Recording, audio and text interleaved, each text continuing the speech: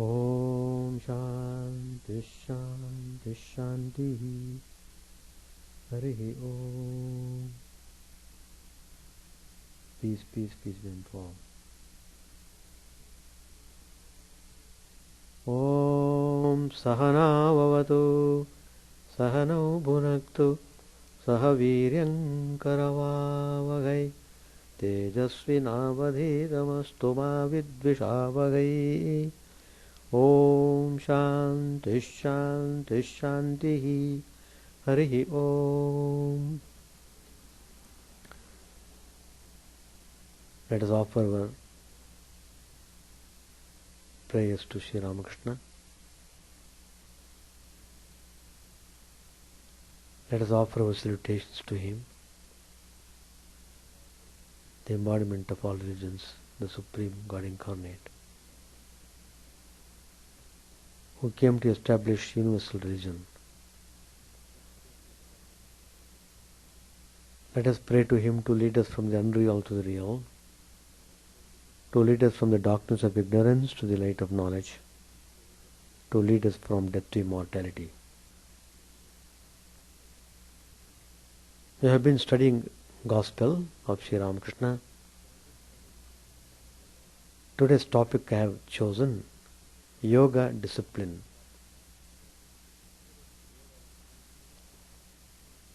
Nowadays people are very much fascinated by yoga. It's a good sign. But generally people just keep doing yogic exercises and do not go further.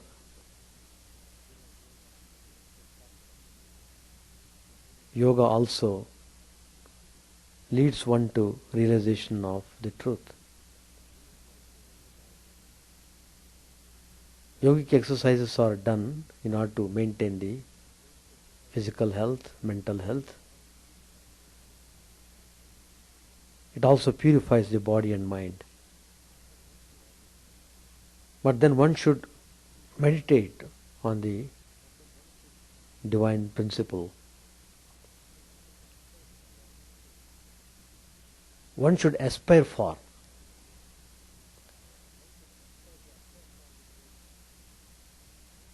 If they aspire for the realization of the truth, it is possible to achieve through the yogic discipline. Sri Ramakrishna said in the Gospel, weep for God with a longing heart. Tears shed for him will wash away the clay. When you have thus freed yourself from impurity, you will be attracted by the magnet. Only then will you attain yoga.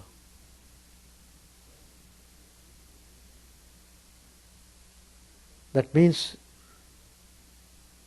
you come face to face with the divine and you will be immersed in the bliss of the divine.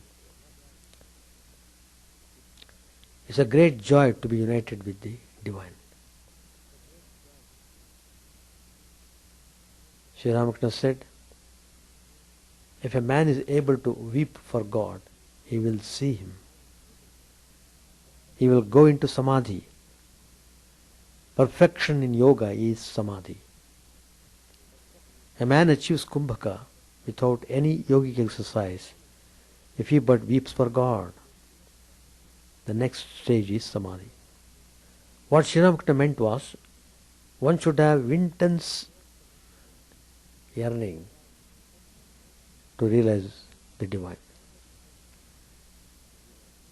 There is another method, that of meditation. In the Sahasrara, Lord Shiva manifests himself in a special manner. The aspirant should meditate on him. The body is like a tray. The mind and buddhi are like water.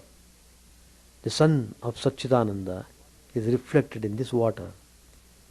Meditating on the reflected sun, one sees the real sun through the grace of God. Sri Ramakrishna continues, but the worldly man,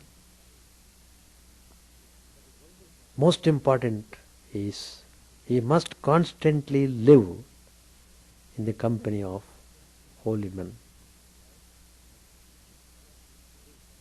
Why? Because his disease has become chronic.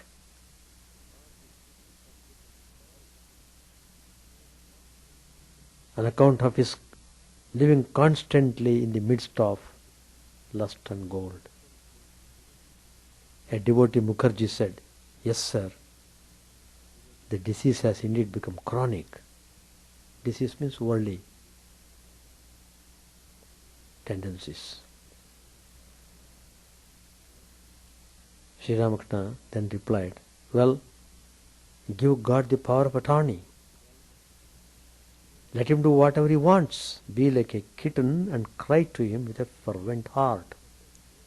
The mother cat puts the kitten wherever she wants to. The kitten doesn't know anything. It is left sometimes on the bed and sometimes near the hearth. Mukherjee said, Master, it is good to read sacred books like the Bhagavad Gita. Then Sri Ramakrishna said to him, but what will you gain by mere reading? Some have heard of milk, some have seen it, and there are some besides who have drunk it. God can indeed be seen. What is more, one can talk to him. Again Sri Ramakrishna says, the first stage is that of the beginner. He studies and hears. Second is the stage of the struggling aspirant. He prays to God, meditates on him, and sings his name and glories. The third stage is that of the perfect soul. He has seen God, realized him directly and immediately in his inner consciousness. Last is the stage of the supremely perfect like Chaitanya. Such a devotee establishes a definite relationship with God, looking on him as his son or beloved. Yoga is one of the most complete and universal system. It is one of the most complete and universal systems. It is a complete view of life, of the mankind and other living beings, and of the whole cosmos. Yoga teaches us that all aspects of life mentioned are inseparably connected, and that only through realization and experience of this completeness we can satisfy our inner hunger for the knowledge and everlasting happiness. The science, the wisdom of yoga is universal and eternal. Yoga is a general concept that represents the wholeness of all cosmic principles. The word yoga means union. Through the union of single elements and cosmic forces, our planet and the whole universe were created. In this process of creation, the cosmic principle of union is manifested. We can call it God, cosmic energy, love, or yoga. There are thousands of solar systems in the universe, and their existence is governed by some consciousness. This one eternal, unchangeable, and constantly awake consciousness is Parabrahman, which is present in every atom. Parabrahman is not a person. This principle has no form and no name. We just call it light, sound, the absolute, truth, eternity. This highest principle, which balances and preserves the whole creation, is yoga. In the Bhagavad Gita, Lord Krishna says to Arjuna, I gave this yoga to the sun. Who are we to understand this? How are we to understand this? Again, the sun is also not a person. The sun is a part of the universe. Its light and energy enables and preserves our life. This power or energy that through the union and condensation became the sun is yoga of which Krishna speaks. This yoga, this principle is therefore much older than the mankind, and it is not something that was invented by man. The interest for yoga in the mankind awoke when these fundamental questions arose in human minds. Who am I? Where do I come from? Where am I going? Why am I here? Am I fulfilling my task? These are the fundamental questions. Since the beginning of the mankind, man tries to solve the mystery of the meaning of life. We know by experience that life is connected to suffering. Every single living being is striving one way or another to be happy. But everything we hopefully cling to sooner or later disappoints us or disappears in time, and we find ourselves again at the beginning of our search. But are we indeed nothing but helpless leaves carried by the wind of destiny and circumstances that we can't change? Many thousand years ago in ancient Asia, a teaching emerged that offers a different perspective of the world and the universe, a new philosophy and perhaps the solution. This science, Yoga Vedanta philosophy, was developed by the Indian yogis and sages who through deep meditation attained the complete knowledge of all laws of existence, found the meaning of life, and liberated themselves from the eternal interchange of pleasure and pain. They were guided by the wish to help all people in different life situations and without any external instruments. They were searching for the method that would depend only on things that are available to everyone: body, intellect, and mind. The essence of Vedanta philosophy is the unity of all existence. We all are one. This may be hard to understand and even harder to realize. We all say, my body, my hands, my head, my thoughts, my feelings. And we all identify ourselves with the word I. But who is the one that says, this is mine and this is me? You are not this body, intellect, thoughts, feelings, or experiences. You have all this, but this is not you. Who are you then? You are the self, the immortal Atman. Suppose somebody holds a book in his hand and asks you whose book it is. By the gesture of your hand you indicate that it belongs to you. Surely you have pointed to the center of your chest. It belongs to me, like that. And thus saying that the book is yours. This gesture doesn't depend on your culture, country, or race. It is international and universal.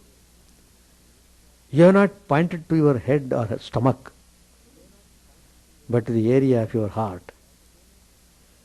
When we write a letter, we always send our heartily greetings and not greetings from the head. We can say that this, what we call I, has its place in our hearts. The self, the Atman, dwells in our hearts. It is a divine, living light that never dies. Death can only destroy the body, but it cannot harm the Atman. The Atman lives for evermore. The Atman is life. Yogi says, I am Satchidananda Atman. I am truth, pure consciousness, I am blissful, I am divine self.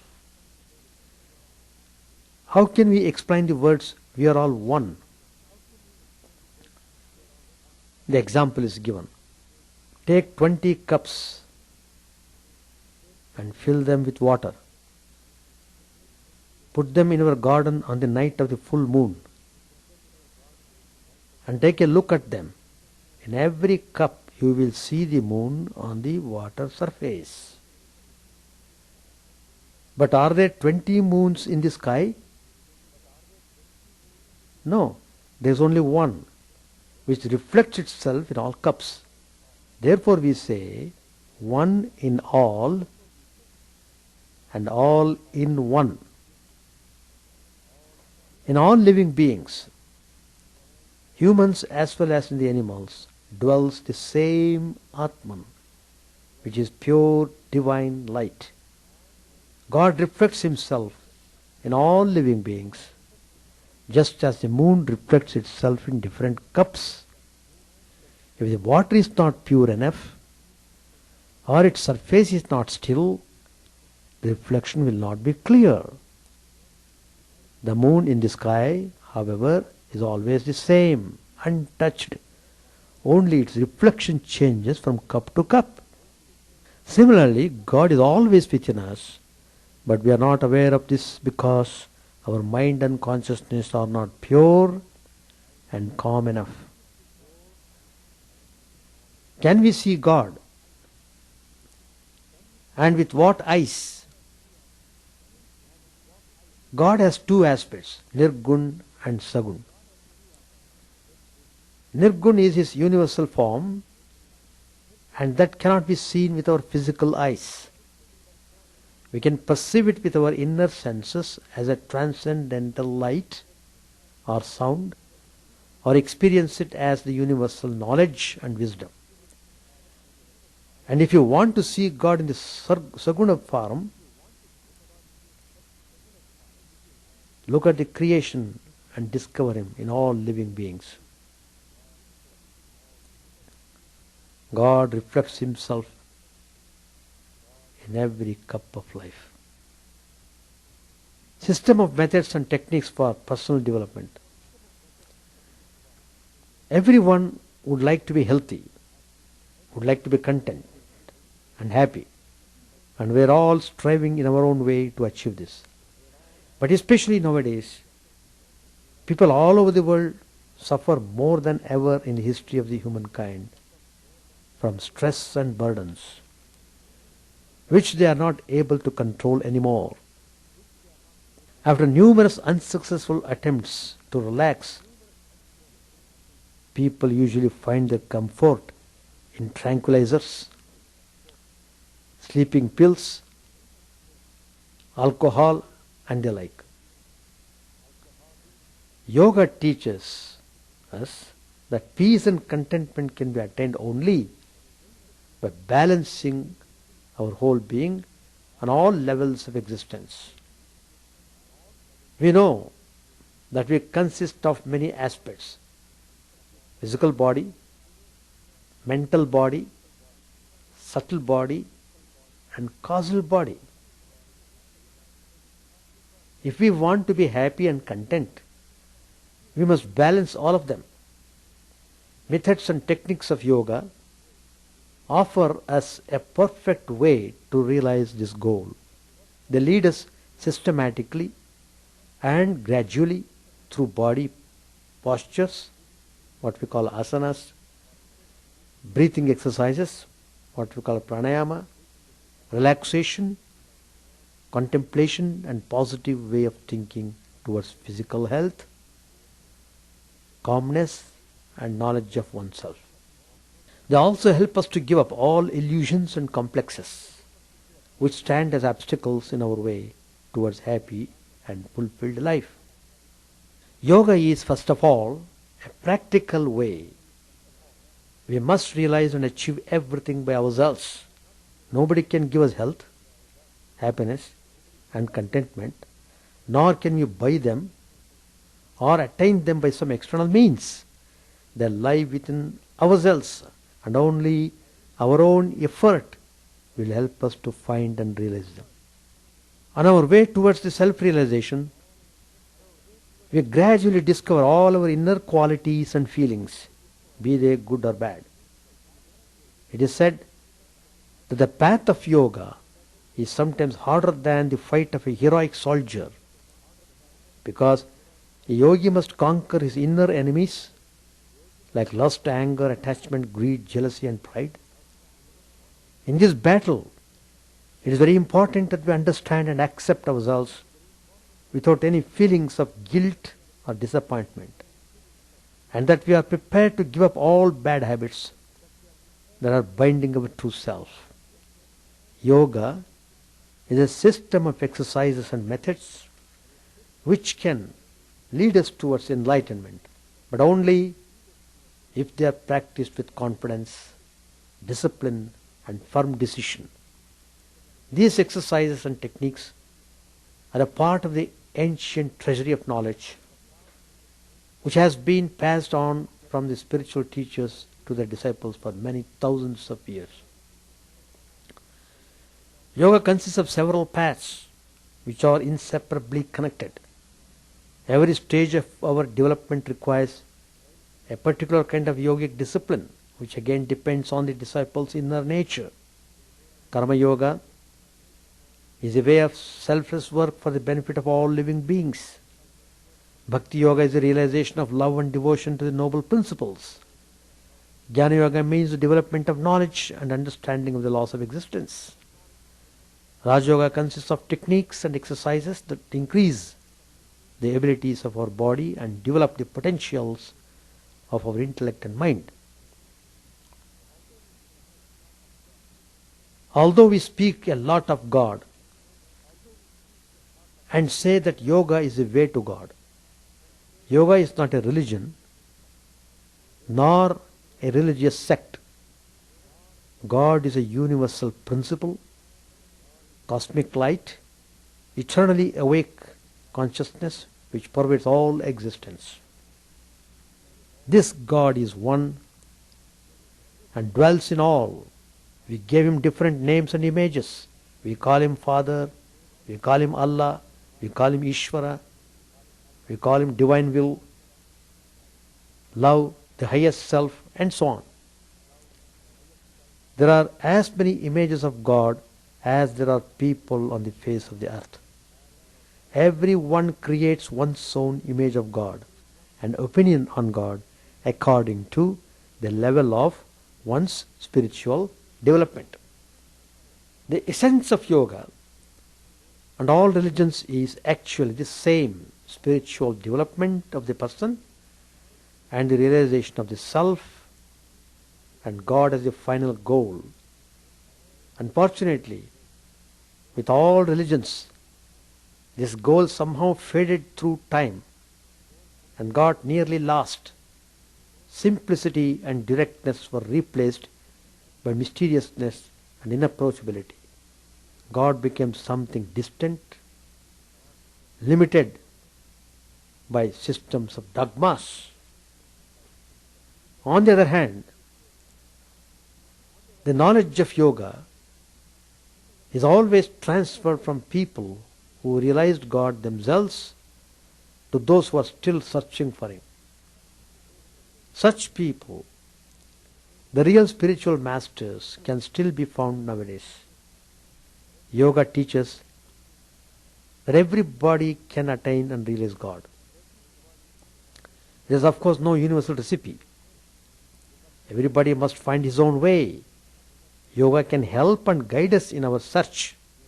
It offers to seeker many thousand years of experiences and living examples of holy men and sages who attained this highest goal. It is not important which religious belief or none of them we belong to. For yoga will support us in every kind of positive thinking and way of life.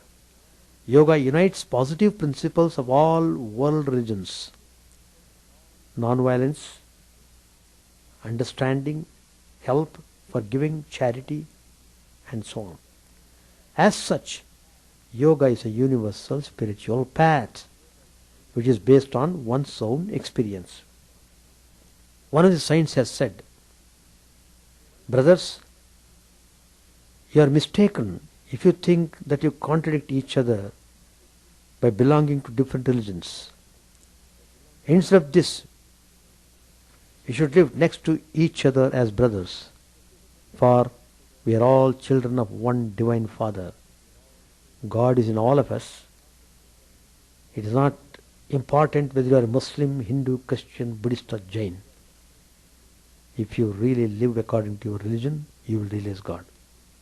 Living the life according to principles is most important." As I said in the earlier, yoga gives attention for maintaining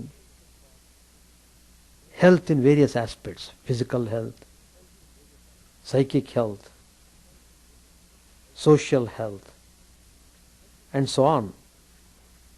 Health is most important to continue to pursue the spiritual path. Most important of all health is spiritual health. Physical health is an important basis of life. Health is not all, but all is nothing without health. It is so correctly stated by a proverb. Yoga presents asanas and pranayama, physical and breath exercises, which further our health condition. They do not affect only our muscles, joints and respiration, but have a positive impact on our heart functions, circulation and lymphatic systems, as well as of our nerves and psychic functions. Yoga exercise is of psychosomatic condition on the practitioner. Through asanas and pranayama, one gradually can achieve a steady feeling of relaxation, peace and harmony. Health depends to a great extent on food, what we take. Food affects our body as well as mind and psychic condition. Very important. It is a source of energy and vitality. Proper food, which supplies us with good health and positive energy, is all kinds of corn, vegetables, fruits, nuts, milk, honey, seeds and herbs, etc., either raw or fresh cooked. Anyway, food is most important factor in maintaining one's physical health. Psychic health. Most people are slaves of their mind and senses rather than their masters. If you want to get control over the mind, you first have to analyze and purify it. Mind is 1,000 times stronger than the body. Negative thoughts and anxieties are the major cause of misbalance in our nerve system, and in this way cause lots of physical and psychic suffering. A clear mind, mental peace, positive thinking, a feeling of contentment, overcoming of negative qualities and thoughts are the aims which a spiritual person tries to achieve. For this, yoga in daily practice provides numerous methods: mantra japa, acting according to ethic principles, yama and niyama, spiritual meetings, satsang, and reading of spiritual books, purify and liberate the mind.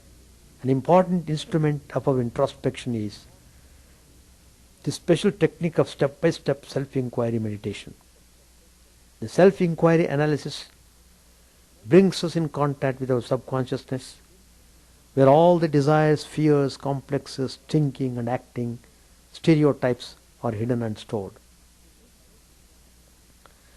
Through the self-inquiry technique, we gradually learn to know ourselves, how we are and how we have become like this.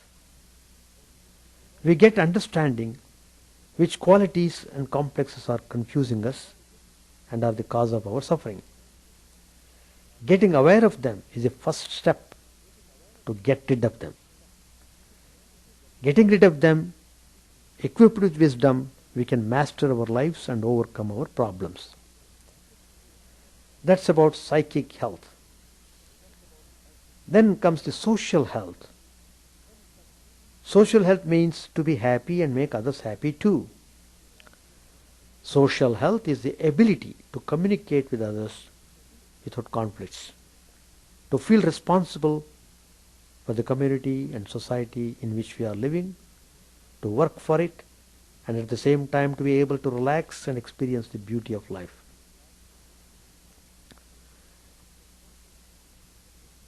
An example of one of the most terrible social diseases is the drug abuse.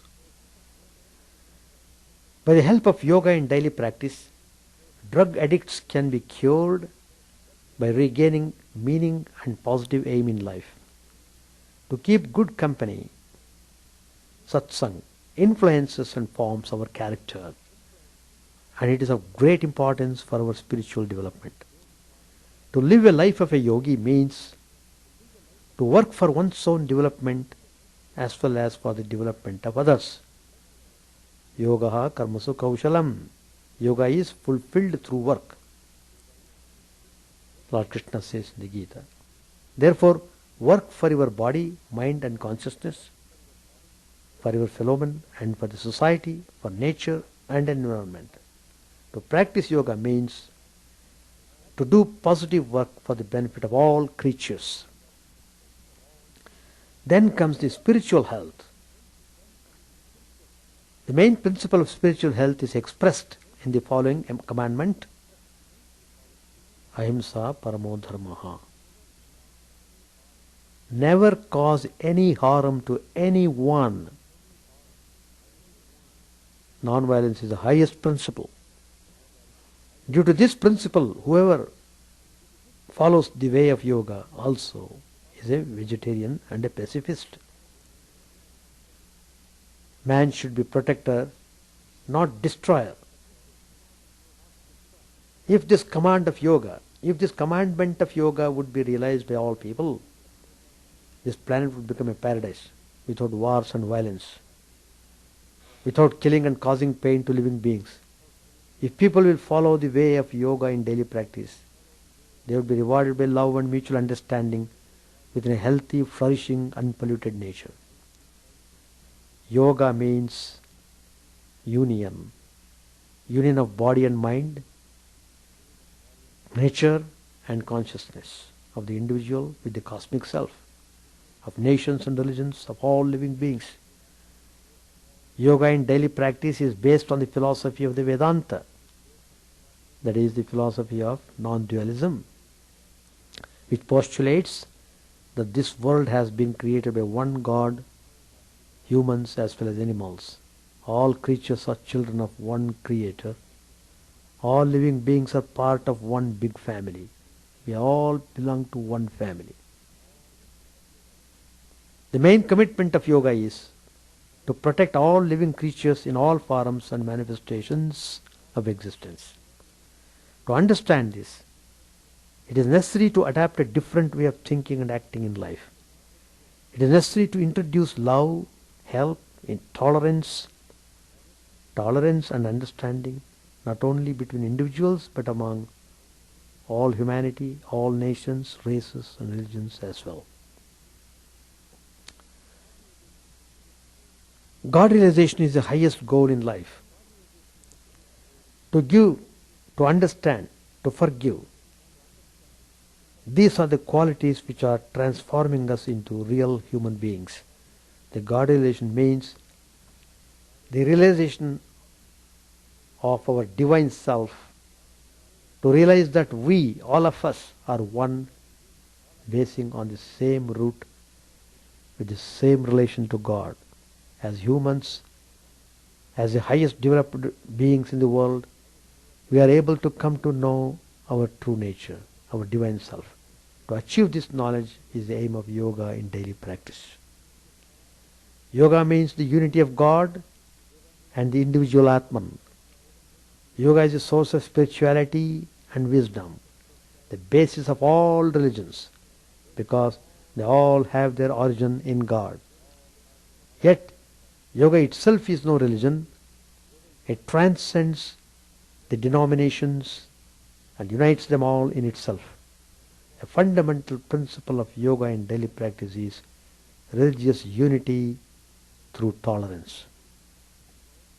Yoga in daily practice provides us a possibility to a complete mental, spiritual and physical development. Through practicing the principles of yoga, we can unfold our abilities and our personality, realize the meaning of our lives and attain a high level of consciousness, knowledge and wisdom. These principles, adapted in the yoga in daily practice, help us to attain and keep our physical, mental, social and spiritual health. We meet with immense peace and happiness. So, yoga discipline is one of the most fascinating sadhanas, and people like yoga practices very much nowadays. Everywhere people showing interest in doing yoga. So, not only physical aspect of it, but knowledge aspect also is important. Yoga is not confined to only physical well-being. It's also meant for spiritual well-being. Physical and spiritual, both. Perfection in both. That is the aim of practicing yoga daily, in our daily life. Page 929. Girish sings, O Mother, Saviour of the helpless, Thou, the slayer of sin, in Thee do the three gunas dwell, Sattva, Rajas and Tamas. Thou dost create the world, Thou dost sustain it and destroy it, binding Thyself with attributes. Thou yet transcendest them, for Thou, O Mother, art the all. Bihari sings, O Shama, Thou who dost sit upon a corpse, I beg Thee, hear my heart's most fervent prayer, as my last breath forsakes this mortal flesh. Reveal Thyself within my heart. Then in my mind, from forest and from grove, I shall gather Thee red hibiscus flowers, and scenting them with the sandal paste of love, shall lay them at Thy lotus feet. Yam sings with other devotees, O Mother, all is done after Thine own sweet will. Thou art in truth self-willed, Redeemer of mankind. Thou workest Thine own work, men call it theirs. They sing again, all things are possible, O Mother, through Thy grace. Obstacles mountain high, Thou makest to melt away. Thou home of bliss to all, Thou givest peace and joy. Why then shall I be made to suffer fruitlessly, brooding on the success or failure of my deeds? And again, O Mother, ever blissful as Thou art, do not deprive Thy worthless child of bliss. My mind knows nothing but Thy lotus feet. The king of death scowls at me terribly. Tell me, Mother, what shall I say to him? They conclude, in dense darkness, O Mother, Thy formless beauty sparkles. Therefore the yogis meditate in a dark mountain cave. Gradually Sri Ramakrishna came back to the consciousness of the outer world. He asked the devotees to sing, O Madhushyama, full of the waves of drunkenness divine. They sang, O Madhushyama, full of the waves of drunkenness divine, who knows how thus sport in the world? Thy fun and frolic and thy glances put to shame the God of love. When this song was over, Sri Ramakrishna asked the devotees to sing, Behold my mother playing with Shiva. The devotees sang, Behold my mother playing with Shiva, lost in an ecstasy of joy, drunk with a draught of celestial wine. She reels and yet she does not fall. Sri Ramakrishna tasted a little pudding to make the devotees happy, but immediately went into deep ecstasy. A few minutes later, the devotees prostrated themselves before the master and went into the drawing room. There they enjoyed the prasad. It was 9 o'clock in the evening. Sri Ramakrishna sent word to the devotees asking them to go to Surendra's house to participate in the worship of Kali. They arrived at Surendra's house on Simla Street and were received very cordially. Surendra conducted them to the drawing room on the second floor. The house was filled with festive atmosphere, and a veritable mart of joy was created with the songs and musics of the devotees.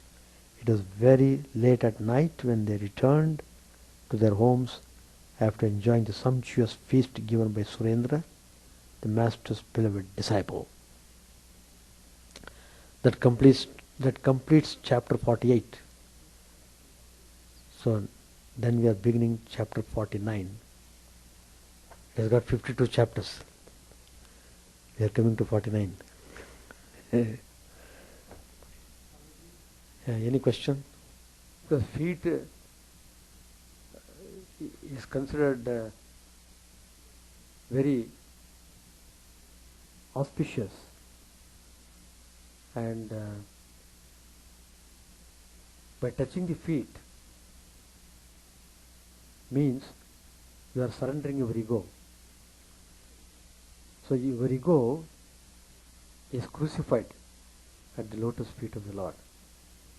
It is very difficult to bend the head, but it's a training.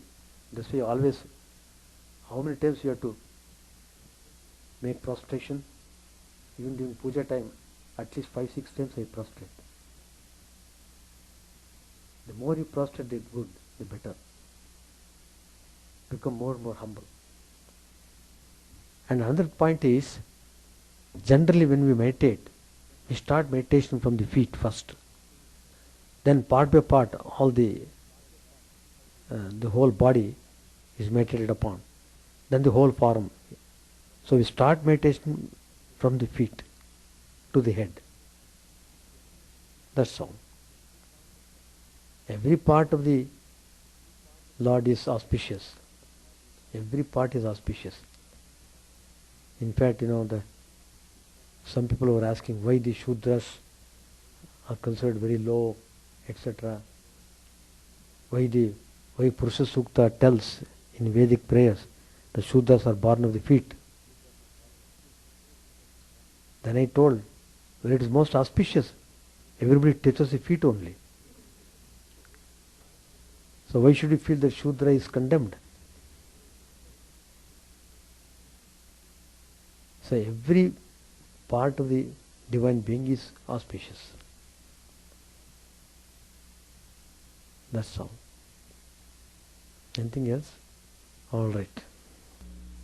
Chant the name of the Lord and His glory unceasingly, that the mirror of the heart may be wiped clean and quenched with mighty forest fire, worldly lust raging furiously within. Own name stream down in moonlight on the lotus heart, opening its cup to knowledge of thyself, O self, drowned deep in the waves of His bliss, tasting His nectar at every step, bathing in his name that bath for weary souls. Various are thy names, O Lord, in each and every name thy power resides. No times are set, no rites are needful for chanting of thy name. So vast is thy mercy, how huge then is my wretchedness, who find in this empty life and heart no devotion to thy name. O my mind, be humbler than a blade of grass. Be patient and forbearing like a tree. Take no honor to thyself, give honor to all. Chant unceasingly the name of the Lord. O Lord and soul of the universe, mine is no prayer for wealth or retinue. The playthings of lust or the toys of fame, as many times as I may be reborn, grant me, O Lord, a steadfast love for thee. A drowning man in this world's fearful ocean is thy servant, O sweet one. In thy mercy, consider him as dust beneath thy feet. Ah, how I long for the day when an instant's separation from thee, O Lord, will be as 1,000 years, when my heart burns away with his desire, and the world without thee is a heartless void. Prostrate at thy feet let me be, but in unwavering devotion, neither imploring the embrace of thine arms, nor bewailing the withdrawal of thy presence, though it tears my soul asunder. O thou who stillest the hearts of thy devotees, do with me what thou wilt, for thou art the heart's beloved, thou and thou alone. O Lord, lead us from the unreal to the real, lead us from darkness to light, and lead us from death to immortality. May all be free from dangers, may all realize what is good, may all be actuated by noble thoughts, may all rejoice everywhere. May all be happy, may all be free from disease, may all realize what is good, may none be subject to misery. May the wicked become virtuous, may the virtuous attain tranquility, may the tranquil be free from bonds, may the freed make others free. May good betide all people, may the sovereign righteously rule the earth, may all beings ever attain what is good, may the worlds be prosperous and happy. May the clouds pour rain in time, may the earth be blessed with crops, may all countries be freed from calamity, may holy men live without fear. May the Lord, the destroyer of sins, the presiding deity of all sacred works, be satisfied. For he being pleased, the whole universe becomes pleased. He being satisfied, the whole universe feels satisfied.